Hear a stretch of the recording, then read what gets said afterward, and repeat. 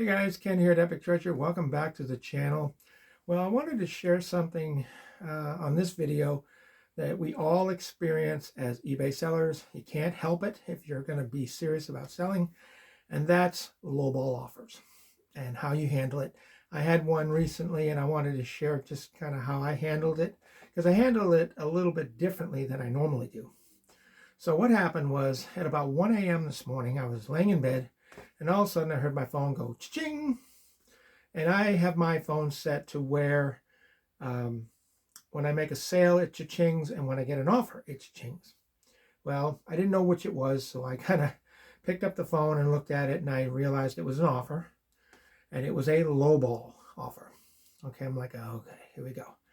So I got up really early because I wanted to investigate whether I wanted to do business with this person or not. You know, sometimes you just don't want to do business with them depending on certain aspects. So what I did was I looked at a couple of things, and these are, I wanted to do this video so if you get lowball offers or if you're new to that, maybe this will help you decide how you can do this, you know, how you can react to these things. So what I did was, the first thing I did was I looked at how low the offer was. Now this was for a $9.95 postcard I was selling, $1.50 shipping, and he made me an offer for like $3. So I'm like, I got on my calculator. I'm not the best at math, but I got on my calculator and I determined that it was about 65% off. Now I'm thinking, I've never done business with this person at all. Okay. I looked through my sales history, never done business with them. And immediately they want me to, you know, sell them this card at 65% off. That's a fire sale, guys. That's a going out of business sale, you know. So I'm not going to do that. That's not going to happen. So what happened was, okay, I found that out. That was a red flag. The second thing I looked at was I looked at their account, okay? And this is something that's very important. You want to look at their feedback rating. You want to look at what people have said, how people have interacted. But very importantly, you want to look at a tab that says feedback left for others. And that's what they chose to put feedback when they left feedback for other, you know, people they've done business with. Well, you know, I found out that this guy's been on eBay for a number of years, you know, and I also found out that he's had, you know, he's had many transactions, like tens of thousands of transactions. And I thought it odd because when I went to his tab that said feedback left for others, there was only 9 feedbacks left. 9. Okay. Out of the tens of thousands of transactions this guy's done, there was only 9. And 8 of them were like a year old. There was only one that was like a month old, you know, recent. So that was a red flag. I'm like, how could he have so many transactions and just leave 9 comments? You know, 9 return feedbacks or whatever. So that was a red flag. And then I looked at those 9, okay, and 8 of them, like I said, were a year old, but out of those 9, 1 comment he left was negative, 1 was neutral, and 1 was what they call a false positive. It's like he chose the positive feedback rating, but then left kind of a negative comment with it, which is against eBay policy. You're not allowed to do that. Not supposed to do that. So I'm thinking, okay, this is not a good thing. I mean, he's only left 9 comments, 9 return feedbacks or whatever, and 1's a negative, 1's a neutral, and 1's a false positive. This guy seems like he's hard to deal with, or this gal. I don't know. I don't know if it's a guy or girl. I don't know. But this person seems like they're difficult, like they're going to be a problem. So at that point, I think I decided this isn't worth it, because when you factor in the cost of goods, you know, I wanted $9.95 for this card, and they offered me $3. And when you factor in cost of goods, time, shipping supplies, gas to get to the post office, and then my eBay fees, which is my final value fees, which is about 12%, and then I also promote all my listings, which is another 5% on top of that, it would have left me with very little profit. And I'm not in this business to make very little profit. You know, I told Kim a long time ago when I got into this, I'm not in this to make, you know, to break even or to lose money. Okay. So with all these red flags and all these considerations, now normally I would counter that. If it wasn't for those things, I would have sent him a counter for what I wanted for the card. And then I would have left him a little note, because you can leave a little note with your counter offer. And I would have said, I can't go that low, but this is what I can do. And if that works for you, we can do business. Well, I didn't see the reason to counter this, because another thing I looked on YouTube, and everybody knows John from Popeye's Postcards. Well, he recently did a video where it was titled that even if you don't accept somebody's lowball offer, eBay won't back you up. And what it was he basically sold a card for $24.95, and he didn't even put a make offer tab on it. Now, recently I made the decision to put make offer tabs on all my listings, but he doesn't. On this particular card, he didn't have a make offer tab. He'd done his research. He figured this was a good, fair price for this card, $24.95. And it was a RPPC of an interior of a restaurant or something like that. And somebody sent him an offer for like $15. And since there was no make offer tab on it, they kind of did it the sneaky way, and they PM'd him. They went through the messaging system and said, would you take $15 for this? Well, he ignored them, because he said, that's a low ball. I'm not even going to bother with him. Well, they contacted him again 2 days later, and they said, hey, did you see my offer? $15. And then finally he responded. He said, yes, I did, but that's too low. I'm not going to accept an offer that low for a card of this value. And then what happened was the guy turned around and purchased the card at full price, $24.95 plus shipping. And then when he got the card, he left John a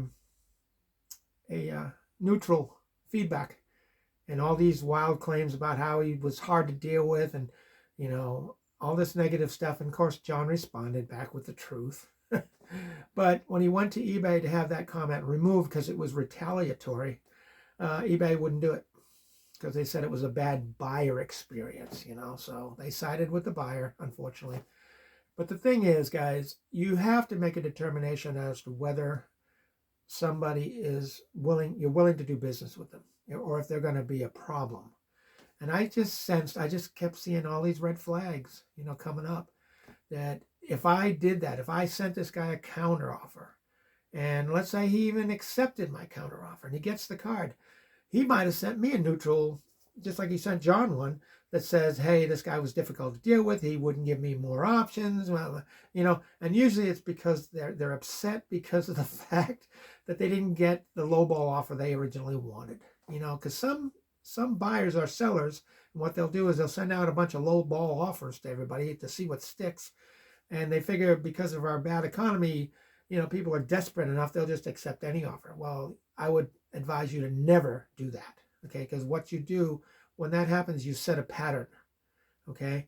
And once you set that pattern, then that person can come back and they say, well, on his $9.50 card, on his price point, I made him a $3 offer and he accepted it. So I'll just look at all his $9.50 or $9.95 cards, and I'll send him $3 offers on all those, and he'll probably accept those because he's desperate, Well, that's one thing you don't want to do when you're in business. You don't want to be desperate, okay? Some deals are just meant to just walk away from the table, and that's what I had to do in this case. I had to just say, no, I'm not even going to do business with this person. So what I did was I blocked him first.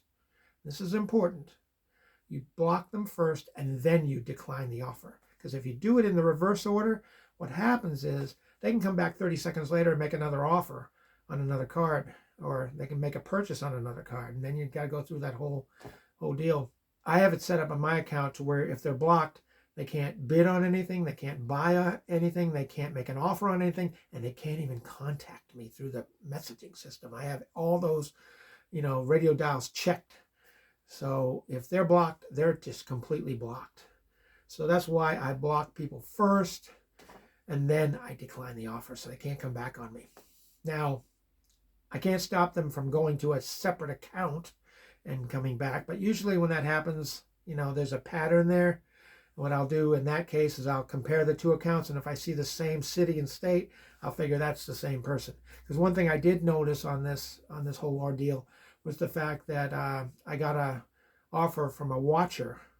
And you know how you send offers to watchers. Well, I got one. I looked at the card, and guess what? It was the same card. And I'm like, what's the odds of that happening, of it being somebody different? You know, it's probably the same person. They're looking to make an offer, plus they're looking to double down and then send me a lowball offer. So I just saw too many red flags, and I decided this wasn't going to work for me. Nothing against this person. If that's what they want to do, if that's the way they want to do stuff, that's up to them. But I decided it wasn't going to work for me. And it's got to work for both people, you know. It's got to be a win-win. And this wasn't a win for me. So, like I said, I blocked them, and then I declined their offer, and that's it. So, I thought I'd share that with you, and hopefully that's helpful. Because, you know, you're going to deal with that kind of thing as an eBay seller. You're going to get to the point, there's people that are dedicated to just sending you out lowball offers all the time, in the hopes that you'll be desperate enough to make a sale, and you'll just, you know, accept their offer. They do it deliberately, you know. It's just a tactic. But once you know the way people think, and you see certain signs, then if you're experienced enough, I've been on eBay over 20 years. I haven't been doing postcards for 20 years. I've only been doing postcards for 4.5. But I've been on eBay 20 years, and I've seen just about every scheme and everything like that. So, you know, I thought I'd share it with you in the hopes that if you ever run into anything like this, maybe it'll help you. So if you have, then feel free to leave it in the comments on how you handle lowball offers. You know, do you block them? Do you just counter everything? Do you accept lowball offers and just take whatever you can? Let's have a conversation about it, and maybe it'll help somebody else. Okay? So I just thought I'd share that with you. Had another sale go out this morning, and I did a short on that. And yeah, sales are clicking right along, and they're going to get busier as we end summer and come into the fall. But yeah, very excited about to see what's about to happen, and hope you're having a great summer, and looking forward to, you know, making great sales on eBay coming into the fall and into the Christmas season and that kind of thing. But yeah, let's have a conversation about this. You know, feel free to share your experiences. You don't have to give names or IDs. I didn't want to do that, you know, but you can just share your experiences on how you handle lowballers. Do you just block them? Do you just decline everything? Do you counter? What's your best philosophy? So what's your best tactic on how to handle these folks? And let's have a conversation about that and help each other. Okay, so I guess that's it for now. As always, if you got anything out of this video, and I hope you did, you know what to do. Smash that like button. It helps the channel. I appreciate it. And let's help each other out, okay? Listen, I got to go. But you guys have a great day, and we'll see you on the next video. Take care, and bye for now.